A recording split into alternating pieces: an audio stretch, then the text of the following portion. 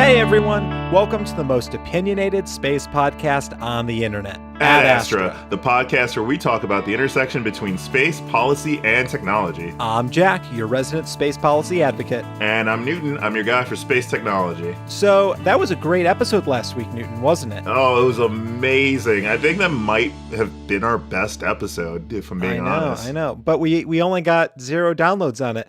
Yeah, oh, wait. So I am going to apologize for me and for Newton for not uploading an episode as we had promised for last week. First time in nearly a year that we have skipped an episode. Actually, Newton, it's first time in exactly a year. Oh my God. On March 6th, 2017, we launched our first episode of Ad Astra, and we missed the first episode, or the second to last episode of that year. That's wonderful. Good job, us.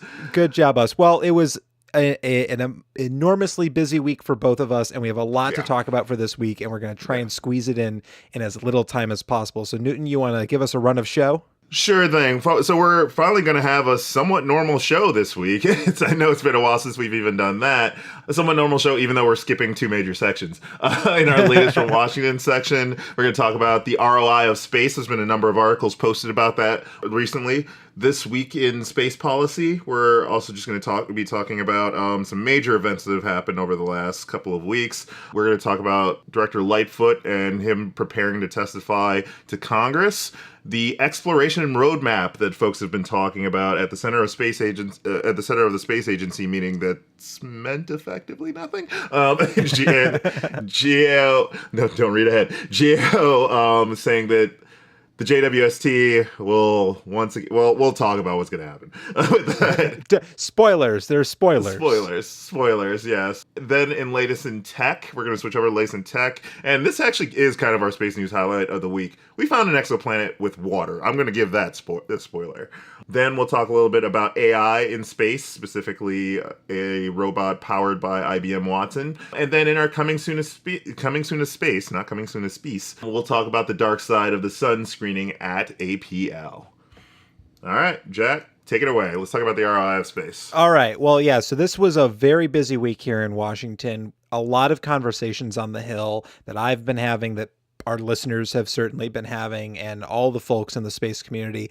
It's the week of the legislative blitz. It was an awesome show of force in support of space science and exploration. There were over 75 people, I think. There were 75 people who came to Washington on their own dime, some even crowdsourcing the funds for it, talking to 178 offices. In tandem with that, I was in a number of meetings with the Planetary Society advocating for the Near-Earth Object Camera, which is being developed right now as we speak, and DART, which is the Dual Asteroid Redirect Test. Oh, so nice.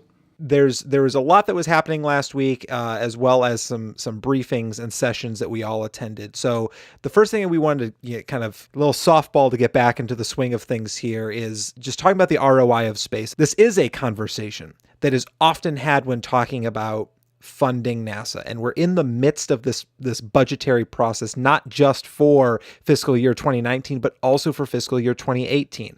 The government might shut down on March 23rd for the third time in one administration, in 1 year. In the span of 3 months, the government might shut down 3 times. So there's a budget conversation going on there for the appropriations bill for the remainder of fiscal year 2018. And then there's the conversation about the fiscal year that starts on October 1st, which is fiscal year 2019. And at the center of that is often this conversation about ROI, the return on investment. And a bunch of op-eds and reports and studies have come out recently, many of them annual, NASA putting out their spin-off technology report that every year, the 700-page document that's chock full of things that made it from the government sector that were developed for space missions, and that technology is now being used for commercial applications. That's out already for last year, right? It is. It has. We should do another episode like we did last year. Yeah, we should do another episode for that. Yeah, I need to take a look. I remember seeing the call for it, but I just haven't gotten a chance to poke through it yet. So yeah, we'll probably have a special episode on that. Yeah, that'll be great. But so ROI, so the return on investment, for every dollar that we spend on the space program, there is a question mark always associated with how much money we get back. And one of the op-eds that I saw that was the most, that had, I think the two lines that made the most concise argument kind of for measuring it by ROI, but also against having that be the only measure of success of the space program. And the line itself is: the payoff for the dollars we invest today in NASA research may be decades down the road. The path may be bumpy and indirect, but it's there. Now, this article is written by Michael Moe, who is the CEO and co-founder of KULR, Cooler Technology, and they're developing carbon fiber cooling solutions for energy and technology-based needs for NASA, as well as some commercial contractors. And I think that one line encapsulates this entire argument, that we can argue day in and day out that, oh, for every dollar we spend on NASA, we get $4 back, or we get $9 back, or there's even some people that purport that we get $17 back for every dollar that we spend on NASA. And it's so hard to measure that. That's what I was going to say. It just, in dollars and cents, it's way too hard. It's way too difficult to measure that. And I don't think you can come to a concrete number just because of, of the timeline that you mentioned, that some of those things are decades out, and coming to any conclusive number now kind of neglects what could happen a year from now, 2 years from now, based on some discovery that was made by NASA or any other space agency on the planet while it was conducting research at the frontier. So it doesn't really make a whole lot of sense to conduct it to predict it in dollars and cents. Exactly. But what you should do is just use historical examples and just continue to cite those and go off of those and say, look, this is a trend, right? It's worked more times than it hasn't, by definition, right? And I think that's ultimately what this article, this op-ed, points to, and what the next step of that argument is, right? Is that it's not about how many dollars come back to your district or how many jobs are in your district for a specific program. It's about the joy of discovery in and of itself, that there are things that we don't know, and there are things we know that we don't know, and the things we don't know that we don't know. There are no knowns and no unknowns. No. Exactly. And that's at the core of space exploration. This is something that has never been done before on planet Earth. And so there are challenges that we're going to face that have never been tried before. And there are going to be discoveries that we didn't think would be possible. Now, are we going to say that investing in NASA is going to help us develop wormhole technology or the infinite battery or anything? No, that's not what we're saying. What we're saying, though, is that... But probably. But that the investment that we make now is going to pay off sooner rather than later. If we push off investment in this highly technical, highly sophisticated, high gain, but high input field, we're going to see those returns a lot sooner than if we push it off for another fiscal year, push it off for 2 fiscal years. And that kind of goes into our next topic of conversation, which is this sort of next week in space, with Robert Lightfoot, the acting administrator of NASA, testifying to the U.S. Congress. It's the subcommittee on space for the House Science Committee. He's going to be testifying about how the NASA budget that was proposed by the president will impact NASA. And of course, as a spokesperson for the administration, he's going to say that it's great. But what really is happening behind the scenes is that there is a general, I guess, lack of interest now on Capitol Hill. Not that space has gotten boring or that it's not a fruitful endeavor. I mean, just 4 weeks ago, we had the launch of the Falcon Heavy, which really spurred the interest of the public, of the media, and of members of Congress. The point, though, that we're at is, last year for our first episode, we talked about an amazing discovery, the TRAPPIST-1 system discovery. This year, at the same time, we're not talking about those same things. The enthrallment on the part of the public and the media and government for space exploration has dwindled. And this is something that I talked about in my State of Space Policy soliloquy that I recorded, stuff that we've talked about over the last year, is the shifting focus of the U.S. government away from space exploration. I was going to say, on the government side, it's dwindled, not in the public. In the public, we're probably at maybe a little bit of a spike, or at least we're still coming off of the spike from the Elon Musk launch of his vehicle into space. So it's at least in terms of public interest, we're just coming off of sort of a high. But as far as government interest, you're right. The sort of desire to have these sort of grand dreams in space, at least on the policy side, on the lawmaker side, has seemed to dwindle probably because they're dealing with so many other crises. Yeah, absolutely. And it's all about budget. It's all about priorities, and it's all about what percentage of the federal budget is this policy problem. If you're a staffer on Capitol Hill and in your portfolio is space, but you're also dealing with defense and environment and transportation, whatever it is, And you're going to focus Russia yeah, investigation, whatever it is, you're going to be focusing on the things that take up more media attention, that take up more taxpayer dollars and take up more of your boss's time than to focus on the cool thing that they're doing at APL or the cool thing they're doing over at Ames. Now, those things are certainly cool, and there's a lot of benefit that we get out of this. But managing that time and those expectations for how much time you can devote to pursuing space science objectives or human exploration objectives is going to be very limited. As we were talking about earlier, Newton, and every administration goes through this, I think, and especially with space, because it's so aspirational, that their first year, they're going to go all out. And this administration has gone more all out than any previous administration in this century. That, they created the National Space Council headed by the vice president. They, created the Space Policy Directive 1 within a year of being in office, had a NASA authorization also within a year of being in office, which some of that stuff is a little out of their control. I was going to say, but as far as for this century, you could make the argument that the Bush administration did go. They went pretty far as space goes. They did, but not within their first year. Right. Yeah, not within their first year. That's true. Over the course of the 8 years of the Bush administration, a lot was done with space. I mean, it was the height of the shuttle program, the height of the building of the ISS. Launched New Horizons, launched all these probes. Yeah, it was... Exactly. For the Trump administration, they went really hard and fast in that first year, and especially in those first 9 months before, when the Space Council was announced. And it's sort of dwindled and it's on the back burner. And after the first Space Council meeting, it's been, if they were saying 45 days before the next one, but 45 days passed, and then the next 45 days passed, and then the next 45 days passed, and a few days after that, they had the second meeting of the National Space Council, and ultimately, that meeting of the National Space Council was, I don't want to say disorganized, but there was a lot of misrepresented expectations that there was going to be a conversation about Falcon Heavy, that there was going to be a conversation about all of these big picture space things, and all they could talk about was regulation, which is something that needs to be addressed.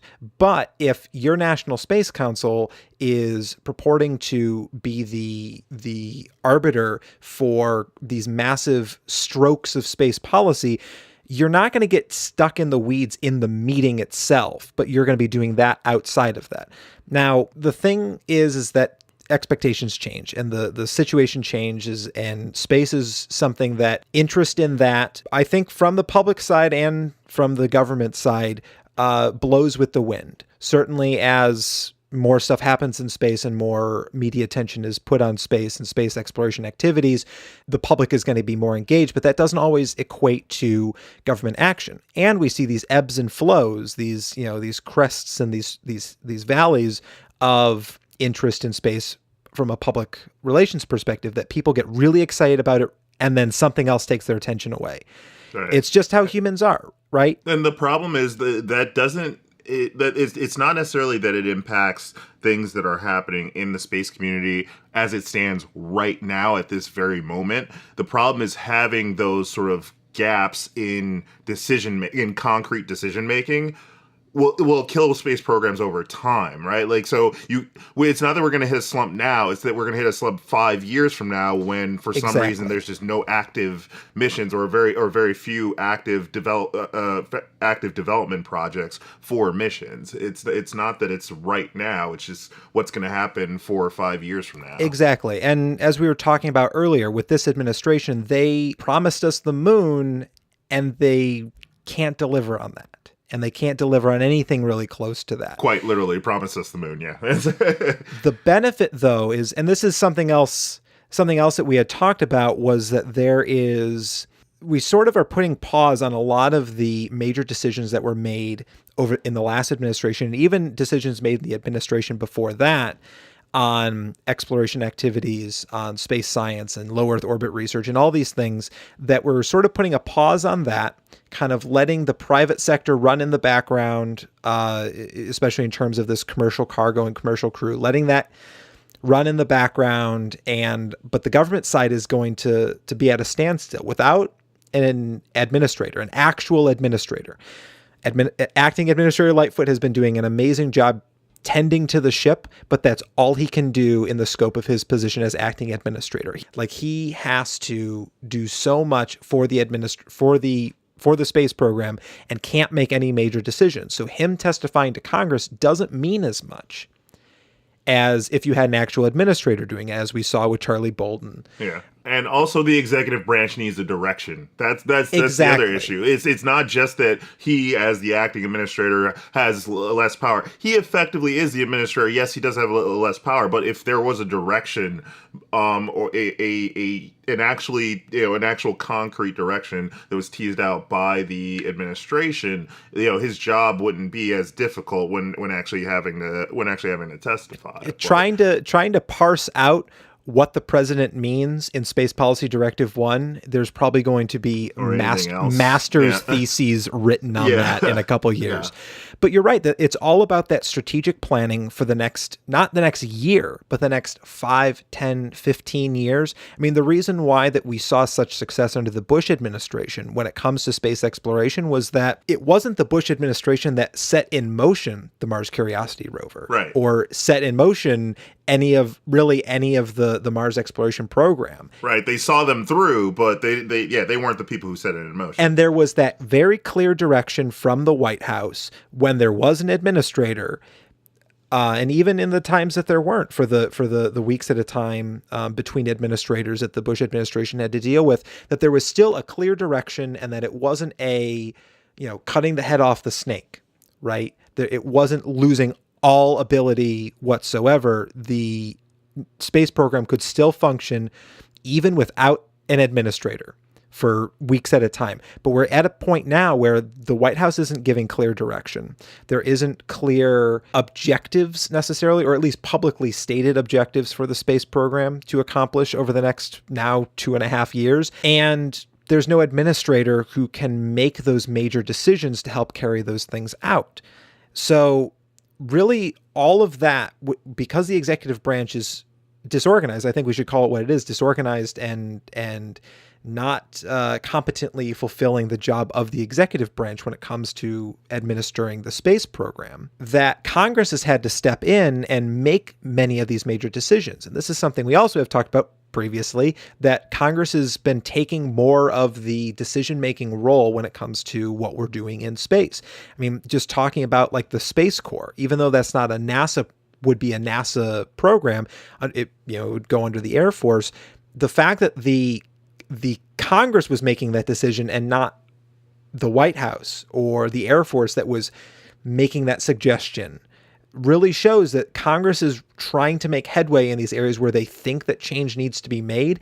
And specifically for the Space Corps, maybe that's not always the best prescription. And that is why the work that we did last week and the work that the folks at the Planetary Society and Explore Mars and all of the other space advocacy organizations do on Capitol Hill is so dang Way important. To throw that in there.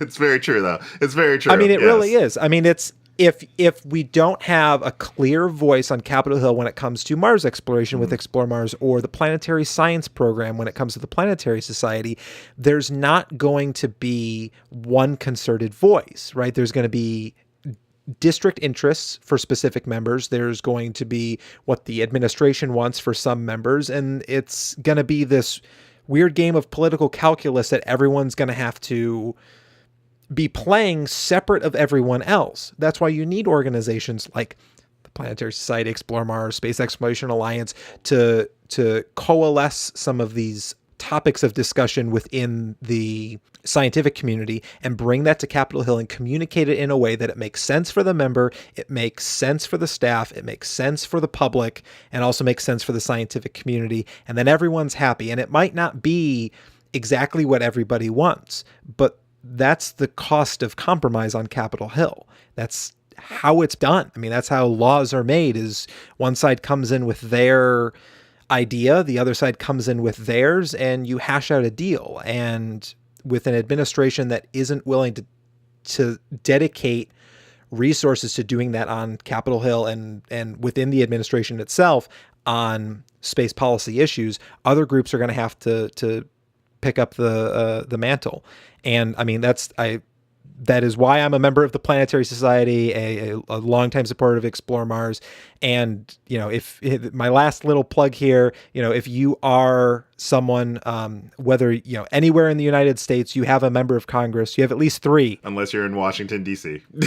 Yeah, and then you have 0. Yeah. So it's maximum 3. Yeah. You have a maximum of 3 representatives, but your 2 senators and your 1 representative in the House of Representatives, tell them to join the Planetary Science Caucus. It is a great tool that the Planetary Society has put together and has helped create on Capitol Hill. It's a bipartisan, bicameral, awesome group of members who are going to be supporting each other and having meetings. And actually, some of those meetings are coming up in the near future. More details to be announced later. Not later this episode, but later as in other episodes. All right. With that said, and with that incredible push for space advocacy and us talking about ROI of space, I have some unfortunate news. So according to the GAO, on February 28th, James Webb is delayed once again. So the James Webb Space Telescope, the planned successor to the Hubble telescope, is one of NASA's most complex and expensive projects. If we've ever had a private conversation about space in the last 4 years, you've heard me talk about James Webb Space Telescope. NASA recently announced that JWST, as it's often called, that its launch would be delayed several months from October 2018 to no later than June 2019 because components of the telescope are taking longer to integrate than planned. GAO had to put out a full report about this, and that's really the news headline here. In the 31-page report, you guys can read it, but I just have an excerpt here to give you an idea of what's in there. One of the major areas in the report states that, quote, while much progress on hardware integration and testing and several risk reduction efforts have occurred over the past several months, the JWST project also used all of its schedule reserves established at the replan in 2011 to address various technical issues, including a test anomaly on the telescope and sunshield hardware challenges. In September 2017, the JWST project requested a launch window at least 5 to 8 months later than the planned October 2018 launch readiness date, based on the results of a schedule risk assessment that showed that various components of the spacecraft element integration were taking longer to complete than expected. The new launch window included up to 4 months of additional schedule reserves. However, shortly after requesting the revised launch window from the European Space Agency, which will contribute the launch vehicle, the project learned from Northrop Grumman that up to another 3 months of schedule reserve use was expected due to lessons learned from conducting deployment exercises of the spacecraft, element, and sunshield. Just a little more here. After incorporating some schedule inefficiencies, the project now has 1.5 months of schedule reserve remaining. Given the remaining integration and test work ahead, the phase in development where problems are most likely to be found and schedules tend to slip, and risks remaining to be reduced to acceptable levels, coupled with a low level of schedule reserves, we believe that additional delays to the project's launch readiness date are likely. Since our last report, the JWST project has made considerable progress toward completing its third and fourth of five total integration and test phases for the combined optical telescope element and integrated science instrument module, or otherwise known as OTIS, and the spacecraft elements, respectively. Previously, the project in Northrop Grumman completed the integrated science instrument module and the optical telescope element integration phases in March 2016.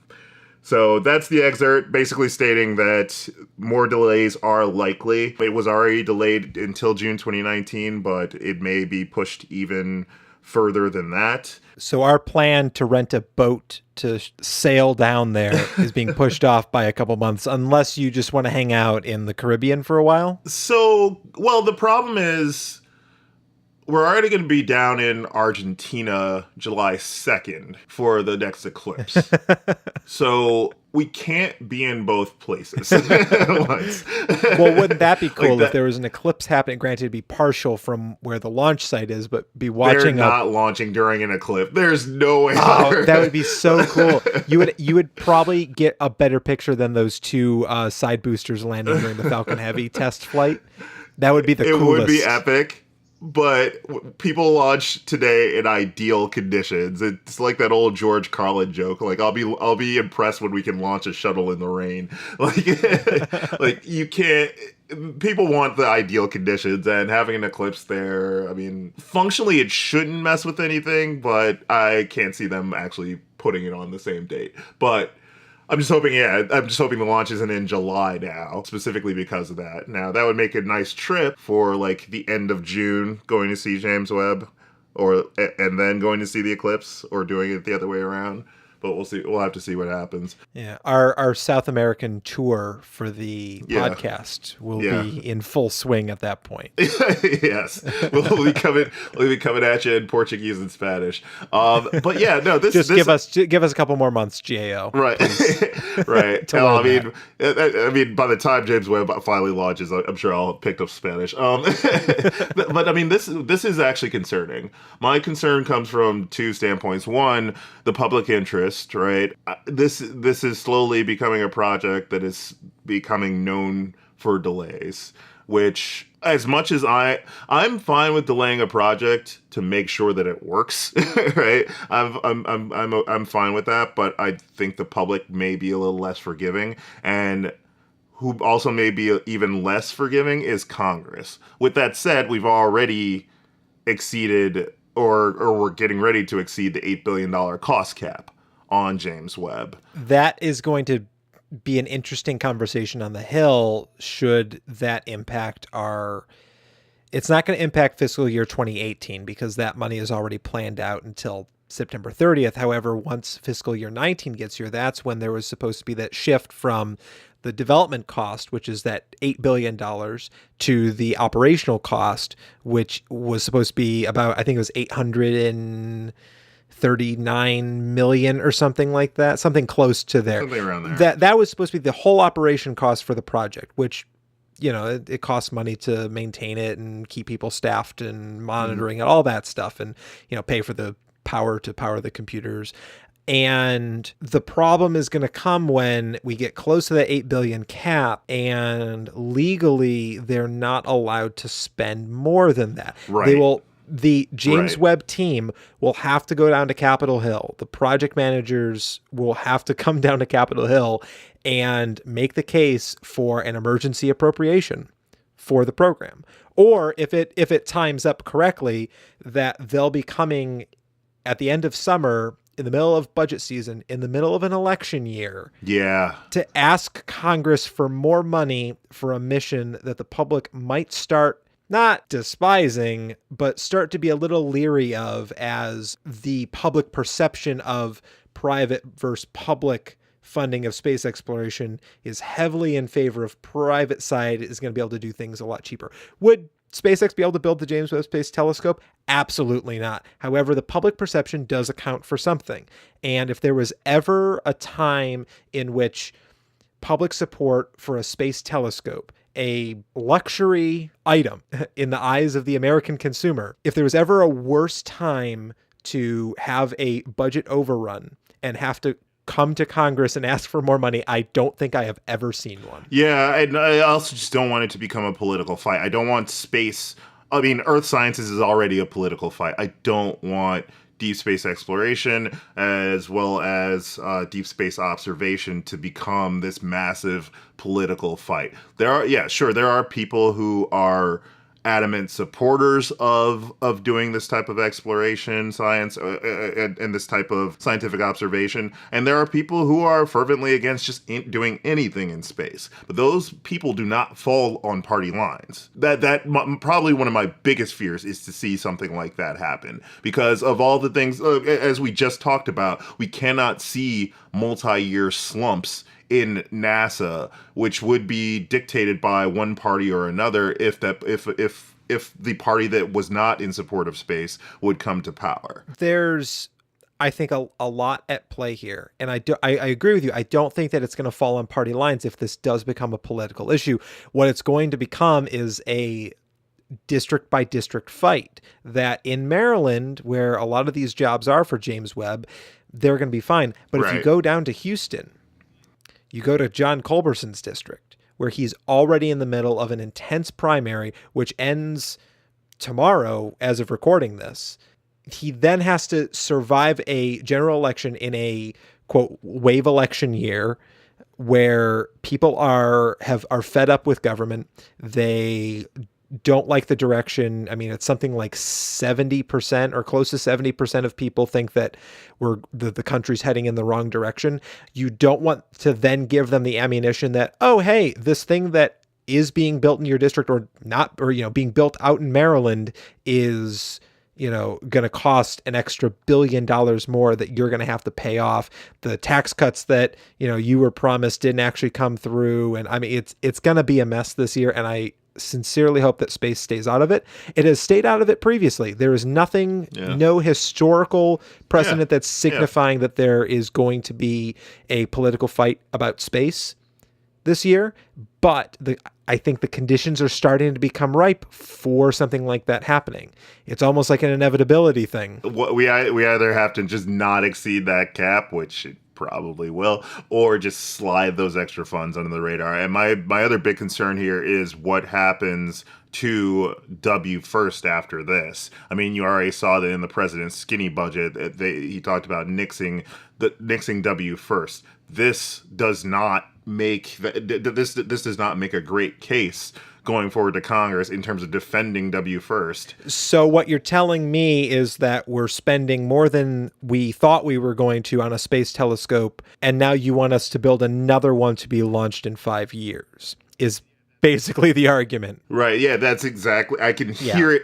I can hear it already. Like, this is, it's going to be a fight. I mean, at this point, James Webb is a sunk cost. We're not going to get that $7.3 billion back. But for something like W first, I think there is a potential here that fight could get political, and maybe even not even turn into a full-fledged fight. I think there is certainly an option here where the community would certainly be upset by this, but the Congress just kind of under the rug just gets rid of it, takes W first out behind the shed. And oh man, that would be upsetting. But I mean, we'll see what happens. I mean, even if that happens, it might morph into something else. Who knows? So moving on to latest in tech. Speaking of telescopes, this actually kind of flowed kind of well. We found an exoplanet with water, apparently. So scientists used NASA's Hubble and Spitzer space telescopes to find the fingerprints of water in the atmosphere of a hot, bloated Saturn mass exoplanet some 700 light years away.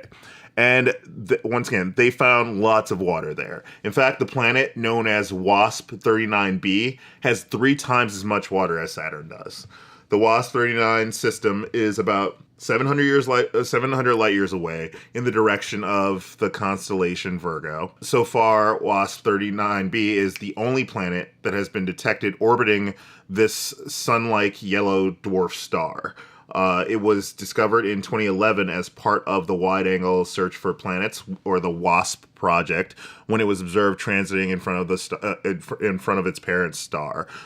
We talked about how we detect stars and using orbital velocities on an episode probably 20 episodes ago. Come on, Jack, you know this. Actually, it was exactly 50 episodes ago. Well, that was the first time we talked about it. But we ago. went into detail about some of the algorithms, especially using Google AI, I think like 15 episodes ago, or probably even closer than that. Something like that. Yeah, it was something. Check like the archives. Maybe if you can, maybe the first one to tell us wins a prize or something like that. On Spotify. Check them on Spotify. Yes, that's right. We are now on Spotify for all our listeners who listen to podcasts on there. So while the mass of WASP 39b is only about 28% that of Jupiter's, its radius is roughly 27% greater than Jupiter. For comparison, Saturn's mass and radius is 29% and 83% of Jupiter's, respectively. So it's kind of an oddly shaped planet. Doesn't have any rings, apparently. And while Saturn orbits the sun once every 29 years, or nearly 11,000 days, guess how long it takes WASP 39b to orbit its star? 365. You're so close. 4 days. Oh. It only takes 4 days for it to orbit its star. Well, once again, it's hot. It's because of its it's very close to its star. Because of its close proximity, it's tidally locked. And as such, this sort of hot version of Saturn has a dayside temperature of a little over 1,400 degrees Fahrenheit, so 1,430 degrees Fahrenheit. So it's kind of like Florida in the summer. Yeah, something like that. Around that. A lot of water, humid, tidally locked, I guess. I don't know. Yeah. Always sunny. Yeah, and I mean, if you notice, these planets are almost always tidally locked, or at least a significant number of the ones that we've found. And part of me just thinks that that's because planets with short orbital periods are inherently much easier to find. I'm sure an argument can be made otherwise, but if you're looking at the effect that something has on its star, and your likelihood of seeing it, of actually seeing it have that impact, you're probably going to see the things that orbit around their stars quickly and have short orbital periods. Like so it just increases the chance of you finding it. Further planets are just less likely to regularly directly cross between the Earth and its distant star. So scientists used the Hubble Space Telescope and Spitzer Space Telescope to do this. And according to NASA, the team led by Hannah Wakeford of the Space Telescope Science Institute in Baltimore and the University of Exeter in Devon, United Kingdom, captured the most complete spectrum of an exoplanet's atmosphere possible with present-day technology. Scientists were able to determine that the upper atmosphere of the planet was fairly clear, as opposed to being cloudy or hazy. If the upper atmosphere was thick with clouds or haze, the starlight would have been blocked on more bands than were actually detected. But there's a great article in the Astrophysical Journal's January 2018 edition titled "The Complete Transmission Spectrum of WASP 39b with a Precise Water Constraint."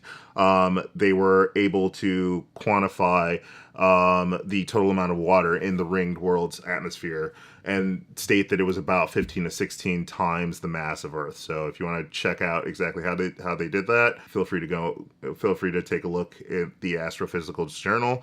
According to NASA, Wakeford hopes to use the James Webb Space Telescope after it launches in 2019 to produce an even more complete spectrum. So it's just another reason to have James Webb around. The tie-in was in there. Exactly. So one last article as far as this week in tech. The crew on board the International Space Station is soon going to have a new member. So I believe Expedition 54 just landed back in Kazakhstan a couple weeks ago. I think on our off week. But one of the newest crew members will actually be a robot. Robonaut. Yes. not the actual Robonaut, which is a thing that's separate that's being developed by GM, but this one is a 3D printed metal and plastic robot created by Airbus. On February 26th, Airbus put out a press release stating that they are developing the CIMON, that's short for Crew Interactive Mobile Companion. It's an astronaut assistance system for the DLR Space Administration. This is going to be the size of about a medicine ball and weigh around 5 kilograms. And it's going to be tested on the ISS by the good Dr. Alexander Gerst. He's an astronaut and geophysicist. And this is going to be during the European Space Agency's Horizon mission between June and October 2018. He's on his second 6-month mission to the ISS, and will use the robot to help him conduct tasks. It's going to be his little assistant.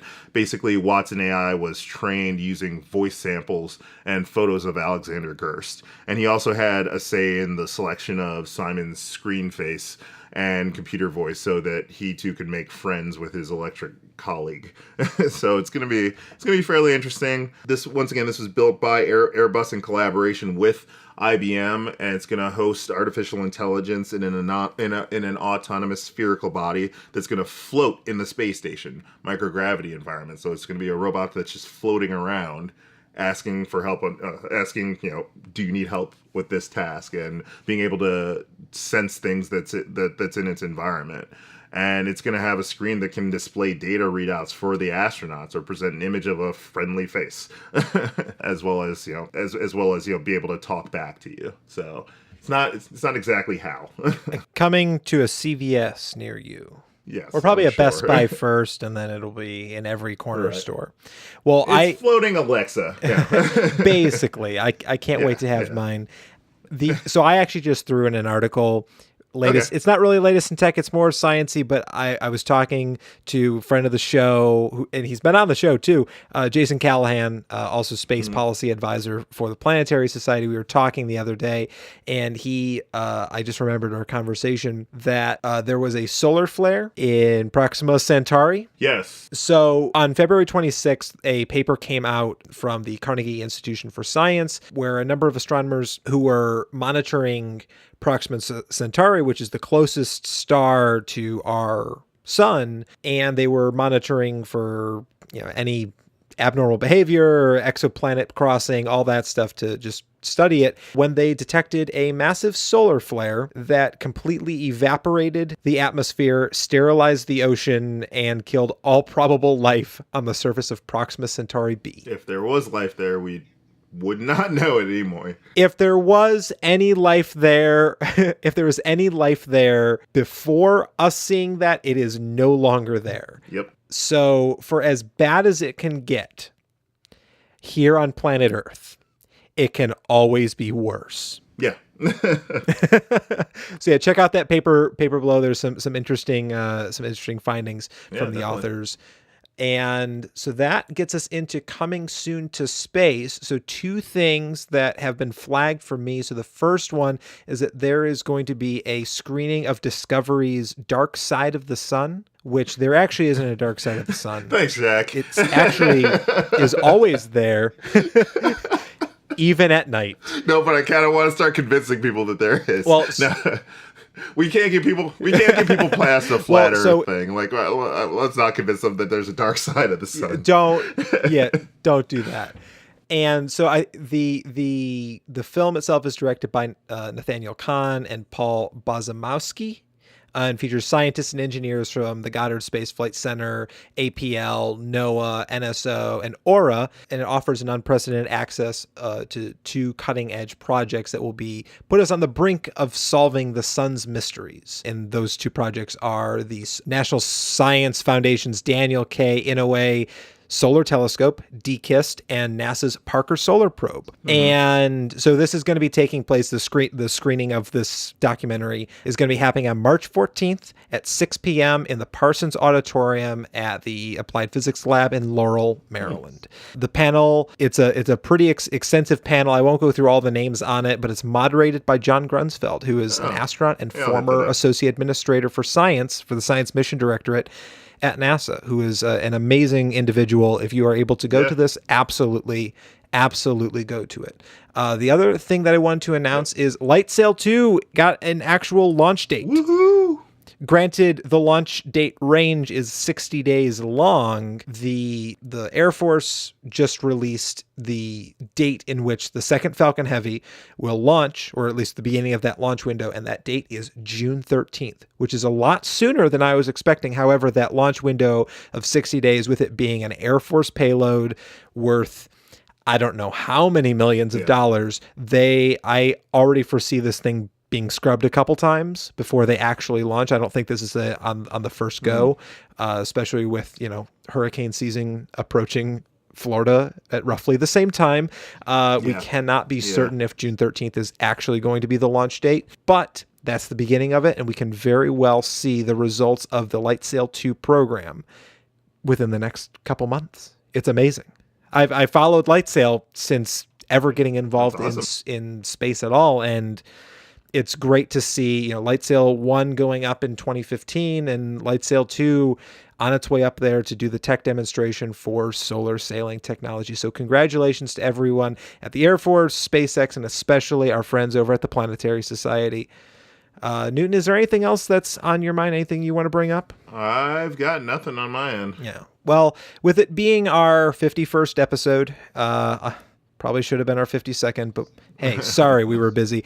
I just want to take a minute to thank everyone for, everyone who has ever downloaded our episode, everyone who has ever listened to, even if it was 10 minutes of, me talking into a microphone. It means a lot. This last year has been an amazing year, getting to know everyone in the space community and everyone who listens to the podcast. So thank you all for your downloads, for your support, for buying our t-shirt, which is still available online, for liking and subscribing and doing all of those awesome things that you, the listener, the viewer, are doing. So keep it up. We'll keep making the show. We got a lot of cool stuff in store, so stay tuned. But as always, I'm your host, Jack. And I'm Newton. Ad Astra.